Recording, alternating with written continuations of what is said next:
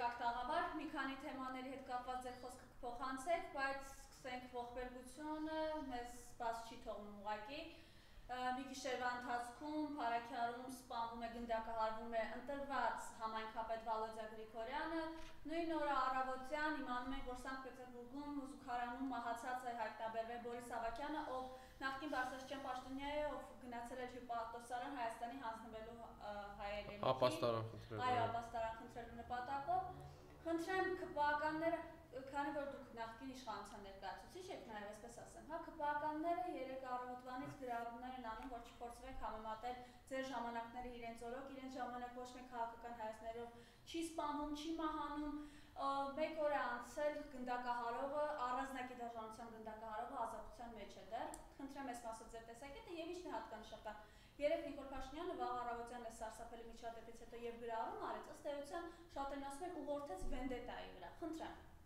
Բարև ձեզ, շնորհակալ եմ հրավերի համար։ Նախ իմ խորը վշտակցությունը եւ ցավակցություններն եմ հայտնում Վալոդիա Գրիգորյանի ընտանիքին, ընկերներին, հարազատներին։ Վալոդյան արժանապատիվ հայորդի էր, հայրենասեր հայ,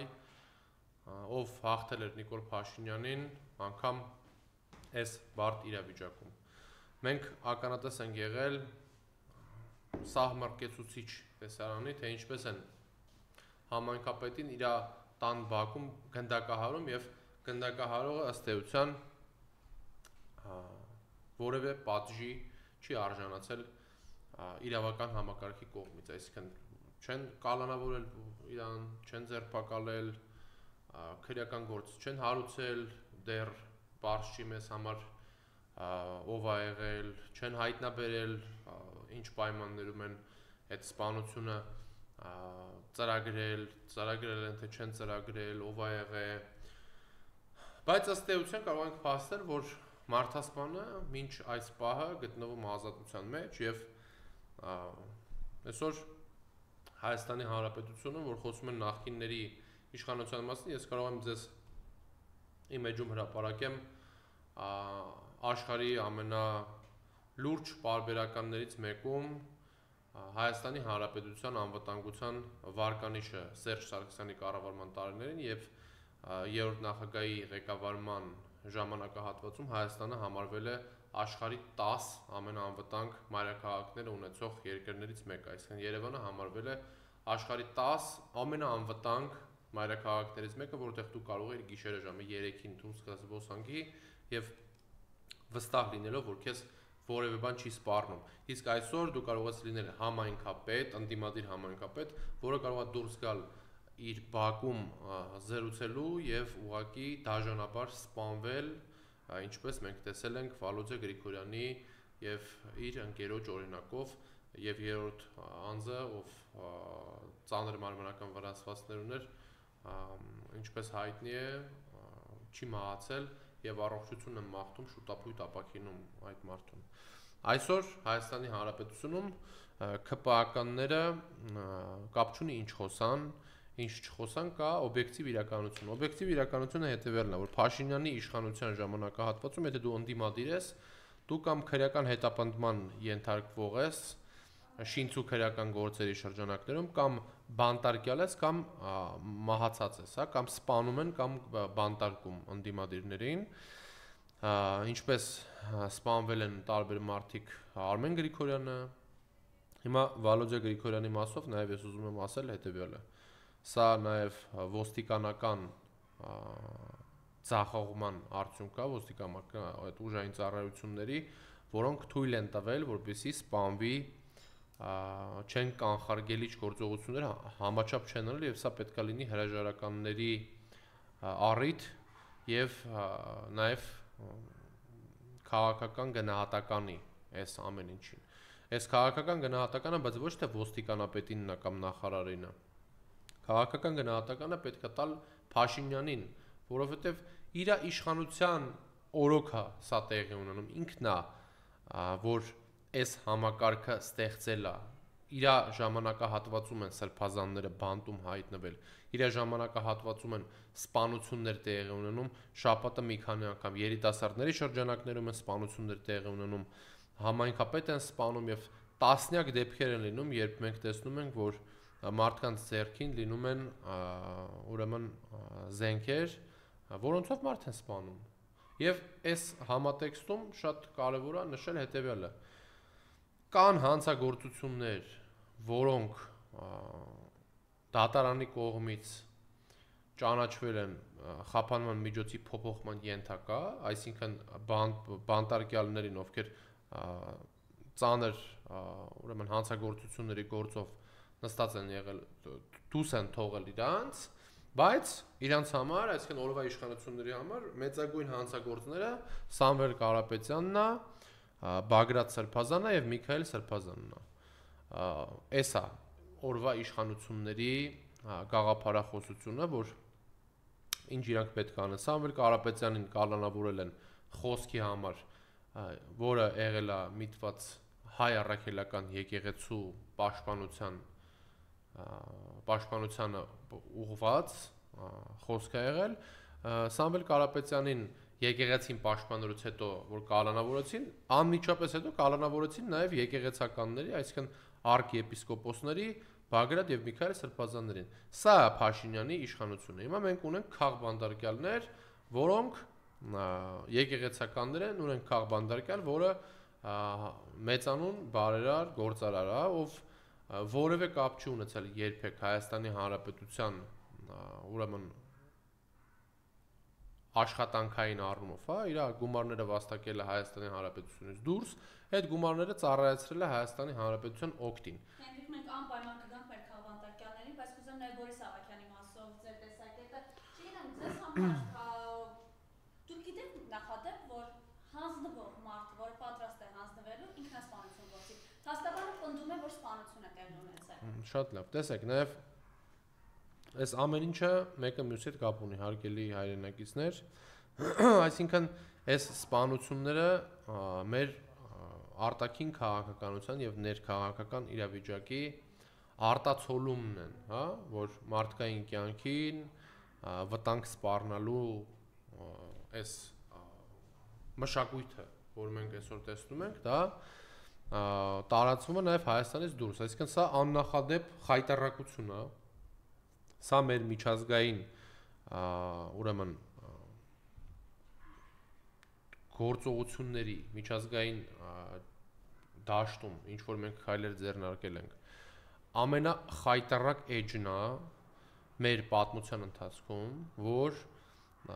Հայաստանի հյուպատոսարանում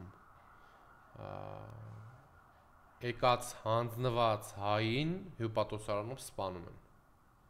Հիմա ասեմ, քանի որ սա պաշտոնական վարկած չի, որպեսզի խնդիրներ չառաջացնեն այն մարդիկ, ովքեր կասեն, հա, իրանք ասում են, բայց սենց է, բայց սա դեռ պաշտոնապես հայտարարված չի, սա իրավական գնահատական չի, իրավական գնահատական թող տան իրավապահ մարմինները դա սպանություն է եղել, թե ինքնասպանություն է եղել, ես իմ կարծիքն եմ ասում, որ ես չեմ հավատում, որ ինքնասպանություն եղածած լինի մի մարդու մոտ, ով նման տեսանյութեր էր տարածում դրանից առաջ եւ որևէ ձև չկար այդտեղ խոսք ինքնասպանության մասին արկա խոսք արտահանձնման մասին Հայաստանի Հանրապետություն, բայց ինչևից է կա խնդիր հետեւյալ առումով, հա, հետեւյալ ենթատեքստը նայենք, որ բոլոր դեպքերում սպանությունը տեղի է ունեցել Հայաստանի Հանրապետության հյուպատոսարանում, հասկանում եք, այդ հյուպատոսարանում մենք ունենք սպանված մարդ զուգարանում եւ դա մեր միջազգային վարկանիշի հաշվին է տեղի ունենում եւ այս ամեն ինչի խնդիրը, այս ամեն ինչի հեղինակը, այս խնդիրների, այս խայտառակ վիճակի Նիկոլ Փաշինյանի իշխանությունն է, որ այս միջազգային մեր վարկանիշը, որտեղ մենք ունենք խայտառակ վիճակ Վաշինգտոնից մինչև Մոսկվա եւ տարբեր այլ երկրներում աշխարհի գերտերություններում, դա Նիկոլ Փաշինյանի վարած քաղաքականության արդյունքում է, որ օրինակ կալանավորում է գործարարի ու ասում է ես ներդրումներ եմ բերում Հայաստանի Հանրապետություն, այսինքն կալանավորում են ու վերցնում են այդ մարդուց իր ունեցվածքը Հայաստանում, որը արդար քրտինքով աշխատած ներդրած գումար է եղել Հայաստանի Հանրապետության օգտին, հա, ու ասում են որ սենց չի կամ նենց չի։ Հիմա այսինքն ըստ էության հետևյալն է տեղի ունենում, տեսեք։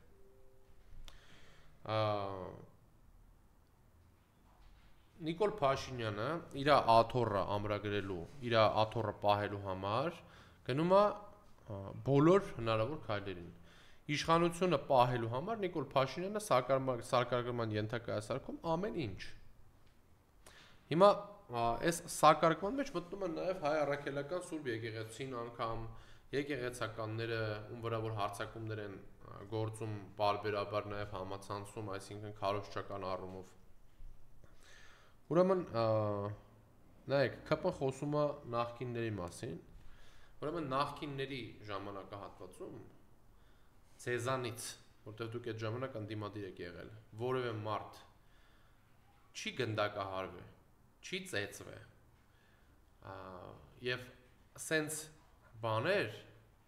չի եղել, եւ սա պատմական ճշմարտություն է։ Այսինքն նախկին իշխանությունների ժամանակ դուք ունեցել եք եւ խոսքի ազատություն, որտեվ չես կարա, օրինակ Ավինյան Տիգրյանը նստած է եղել իր քաղաքական գործունեության ընթացքում, կամ Արարատ Միրզոյանը, կամ Ալեն Սիմոնյանը, կամ Արայիկ Հարությունյանը, կամ իրանց 90%-ը։ Ով որ ինչ որ քրեական գործ է ունեցել, քրեական գործը եղել է կոնկրետ քրեական բարույթի շրջանակներում, չի եղել որևէ քաղաքական հետապնդում, որովհետև նորից եմ ասում, իրանց որևէ մեկը բանտարկված չի եղել։ Բա ինչի բանտարկված, բախի ձեր ժամանակ որ սրբազանն է բանտարկված է եղել, ձեր կարծիքները կիսող չէ, որ եղել են սրբազաններ, որոնք անդիմադիր են եղել հանրապետական իշխանություններին, այդ ինչի որևէ սրբազան կալանավորված չի եղել հանրապետական իշխանություններով, ձեր օրոք է կալանավորվում։ Այդ ոնց է տենց լինում, որ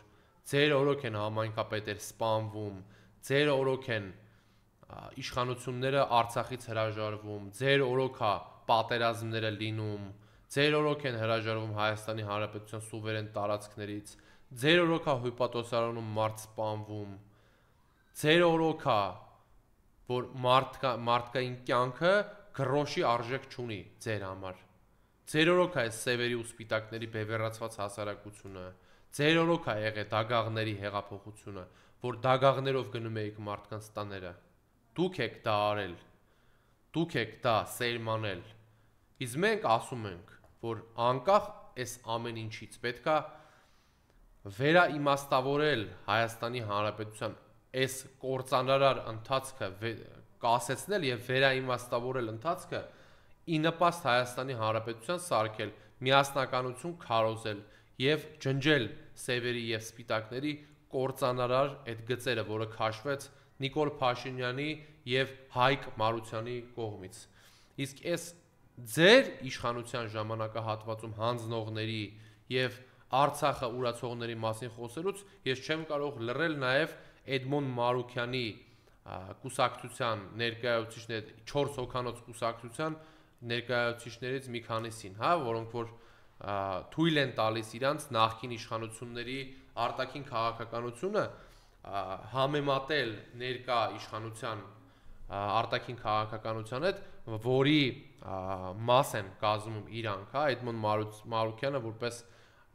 հատուկ հանձնարարություններով դեսպան մասա կազմում Արցախի հանձնման մեջ, մասա կազմում Նիկոլ Փաշինյանի գործողությունների եւ ոչ հայանպաստ զարգացումների մեջ կոնկրետ պատասխանատու է ինչ որ հատվածի եղել Նիկոլ Փաշինյանի հետ, ով մասնակցել է 2018 թվականի հեղափոխությանը եւ դրանից հետո պաշտոն է ստանձնել, հիմա ձևեր է թափում, թե ինքը կապ չունի Նիկոլ Փաշինյանի հետ։ Սա ուզում ենք ֆիքսենք։ Դուք եք Արցախի հանձնման պատասխանատուները, դուք եք Նիկոլ Փաշինյանի թելողները եւ ձերն է այդ դավաճանական զիջումների պատասխանատվության մի մասը, որից չեք կարող ուղակի հրաժարվել, որովհետև հանրությունը շատ լավ ձեզ ճանաչում է, շատ լավ գիտի, որը որից հետո է։ Հիմա այս ամեն ինչը բերում է հետևյալին։ Դուք կասեք ինչ անենք։ Ես ուզում եմ ասեմ, որ վաղը Հայաստանի Հանրապետական կուսակցությունը իրականացնում է խորհրդարանական լսումներ, անպայման հրավիրում եմ բոլորիդ ամսի 26-ին ժամը 12-ին ազգային ժողով Բաղրամյան մուտքի մոտ Արթուն ենք շարժումը իրականացնում ակցիա, որի մասնակցելը կարծում եմ, որ անպայման է, որովհետև դա փոփոխության միտված ակցիա է, որը դա impeachment-ի անվստահության հայտնելու վերաբերվող գործընթացի մի մաս է։ Հիմա նայեք, մենք ինչ ենք պլանավորում։ Մենք պետքա կարողանանք ձևավորենք միասնական պայքարի ճակատ, անկախ այս ամեն ինչից ինչ որ այսօր կա, մենք պետքա կարողանանք միասնականությունը վերականգնենք մեր եւ վերականգնված միասնականությամբ կարողանանք ձևավորենք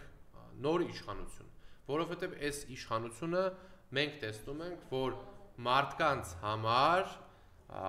վտանգ է իրանից ներկայացնում Նիկոլ Փաշինյանի իշխանության մնալը, ինչի համար, որովհետեւ մարդիկ կալանավորվում են, մարդիկ սպանվում են, ինչի անգամ եթե սա բաց թողնված ինչ որ բան, այսինքն բաց թողնման արդյունք է, մենք տեսնում ենք, որ նոր զիջումներ է տեղի ունենում, նոր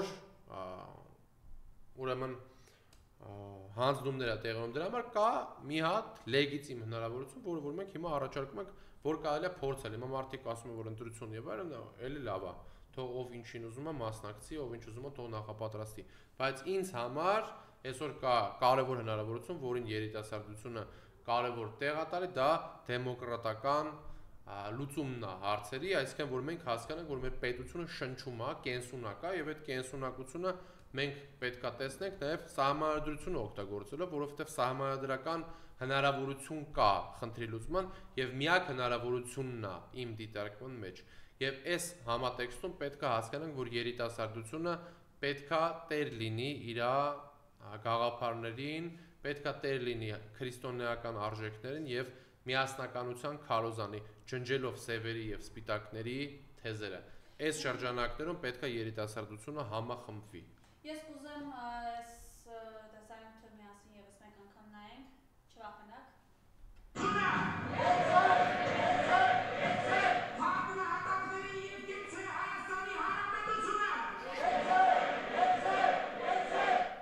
Այսպես բղավում էր, հետո Արմավիրում ֆեստիվալի ժամանակ գոռում էր նորից դժգոհեր ժողովուրդը ինչպես կեցեին արձագանքում կամ չի արձագանքում, խոնարհվեց նահատակված հերոսների մայրերի առաջ, չնայած ծնողները անմիջապես իր պատասխանը տվեցին, արդյոք հիմա այս ամեն ինչը կներեք բարս համար ուտվում է, սպուտը ուտվում է այլևս ժողովրդի կողմից։ Տեսեք, Նիկոլ Փաշինյանի վարկանիշը գահավիժում է։ Շեշտակի անկում է ապրում Նիկոլ Փաշինյանի իշխանության վարկանիշը եւ այս վարկանիշի ցածր տոկոսներն են, որ Նիկոլ Փաշինյանին ստիպում են նման շոուներ կազմակերպել եւ այդ շոուները ինչ եմ ասում, որովհետեւ Նիկոլ Փաշինյանը մարդ է, ում հանձնարարությամբ զոհվածի հերոսացին մայրերին ոտու ձեռ արած եռաբլուրից իջացրել են։ Նիկոլ Փաշինյանը մարդ է, ով ասում էր Արցախը Հայաստանն է եւ վերջ, հետո հրաժարվեց Արցախից, բայց 44 օր Նիկոլ Փաշինյանը ասում էր հաղթելու ենք, Շուշիի համար մարտերը շարունակվում են։ Նիկոլ Փաշինյանը մարդ է, ով 200 քառակուսի կիլոմետր հանձնել է Հայաստանի Հանրապետության սուվերեն տարածքից եւ ասում է, որ ես որևէ չեմ վերցնելու այդ տարածքների հետ։ Նիկոլ Փաշինյանը մարդ է, ով միլիարդ դրամներով հենց այսօրվա դրությամբ կրճատել է զինված ուժերի բյուջեն։ Նիկոլ Փաշինյանը մարդ է, ով 7 միլիարդ դոլար ավելացրել է Հայաստանի արտաքին պարտքը, որևէ բան չի արել Հայաստանի Հանրապետության համար այդ գումարով, որևէ բան։ Նիկոլ Փաշինյանը մարդ է, ով ղեկավարում է մի համակարգ, որտեղ այո կա համակարգային կոռուպցիա, որտեղ մերոնց ու ձերոնց են անում, այսինքն իրանց հետ կապ ունեցող մարդկանց համար ամեն ինչ կարելի է, օրինակ թմրանյութով մարդուն բռնում են, ամեն ինչ կարելի է, բայց ուրիշ մարդկանց խոսալ անգամ չի կարելի, խոսքի համար կալանավորում են։ Հենց հիմա ասում եմ, նայեք, Նիկոլ Փաշինյանը չի կալանավորել իր պատգամավորին, ով Էդգար Ղազարյանն ասում էր լեզուդ կկտրեմ, ու դա ասում էր որպես ասում էր այո, սա սպառնալիք է, բայց կալանավորումը, ասենք, Միքայել Սրբազանին, ով ուղղակի խոսք է ասում, այսինքն ինքը հոգևորական է, գործիքակազմը չունի ինչ որ բան անելու, բացի հոգևոր ծառայություն մատուցելուց։ Էս է Նիկոլ Փաշինյանի իշխանությունը եւ սա արդեն բացահայտված է ժողովրդի համար։ Նիկոլ Փաշինյանը չունի աջակցություն ժողովրդի շրջանակներում, Նիկոլ Փաշինյանը ունի աջակցություն իրավապահ համակարգում դեռ, սա ինչ եմ ասում դեռ, եթե լինի ժողովրդական համախմբում, այդ աջակցությունն էլ չի ունենա։ Այսինքն Նիկոլ Փաշինյանը կարճած է այդ աթոռից եւ այդ աթոռի հենասյուներն են դատաիրավական ուզուրպացված համակարգը եւ ուժային կառույցները մի մասը, սա հատուկ եմ շեշտում, բոլոր ներկայացուցիչները չեն ուժային հատվածի, որոնք կիսում են Նիկոլ Փաշինյանի կարծիքը եւ վստահաբար մենք կտեսնենք այն մարդկանց, ովքեր կհրաժարվեն շարունակել ծառայել այս դրամաբանությամբ, որ ուղղակի հրամանի սպասեն կամ SMS-ի, ումա պետք կալանավորել, ումա պետք ձերբակալել, եւ ում հետևից է պետք գնալ, տանելով այդ մարդկանց բանտ, չնայելով նրանց կին լինելու իրականությանը, չնայելով նրանց հոգևորական լինելու, տարեց լինելու եւ այլն։ Սա ժամանակավոր բնույթ է, սիրելի հայրենակիցներ, մի մտածեք, որ Նիկոլ Փաշինյանի իշխանությունը միշտ sense մնալու է։ Նորից եմ ասում, կա հնարավորություն համախմբվելու, պետք է այդ հնարավորությունը օգտագործենք, որպեսզի հաղթի Հայաստանի Հանրապետությունը, որպեսզի վերաիմաստավորվի Արցախի վերադարձի հնարավորությունը, որպեսզի վերադարձվի հայկական ապագան, հայկական ապագայի տեսլականը, որպեսզի երիտասարդները չցանկանան արտագաղթել Հայաստանի Հանրապետությունից, չապրեն վախի մթնոլորտում, որովհետև Հայաստանի Հանրապետությունում այլևս անվտանգ չի ապրելը, որովհետև Հայաստանի Հանրապետությունում երիտասարդի համար անվտանգ չի քայլելը օդ շնչելը, որովհետև այդ օդը աղտոտված է, որովհետև չի իրականացնում քաղաքապետարանը իր պարտականությունները, որովհետև չի իրականացնում, բայց Ավինյան Տիգրանը գնում է այդ չիրականացված պարտականությունների փոխարեն $490,000 տուն կամ 200 քանի հազար դոլարանոց առանձնատուն Սևանում կամ Երևանում։ Էս է Նիկոլ Փաշինյանի իշխանությունը, մարդիկ, ովքեր 3000 դրամ պարտք ունեին իրանց հայաթի խանութներում, այսօր $490,000 գնում են առանձնատները ու ասում են, որ ինչ ա եղել, որ մենք բիզնես ենք անում, գնում ենք, բայց մինչև իշխանությունը խի այդ բիզնեսը չէի կանում։ Ու այս մարդիկ, ովքեր որ խոսում են նախքին ուրեմն իշխանությունների մասին, նախքին իշխանությունների ժամանակահատվածում Արցախը հայկական էր, 140,000 հայ տանազուրկ չէր, եւ մենք ունեցել ենք փայլուն դիվանագիտական աշխատանք, ունեցել ենք զինված ուժեր, որը գործուն է եղել Հայաստանի տարածաշրջանում եւ ես վստահեցնում եմ, որ այդ ամեն ինչը մենք պետքա ամեն ինչ անենք, որ վերականգնենք։ Այսքանը հարգելի հայրենակիցներ, լավ մնացեք, լավ տրամադրությամբ եղեք։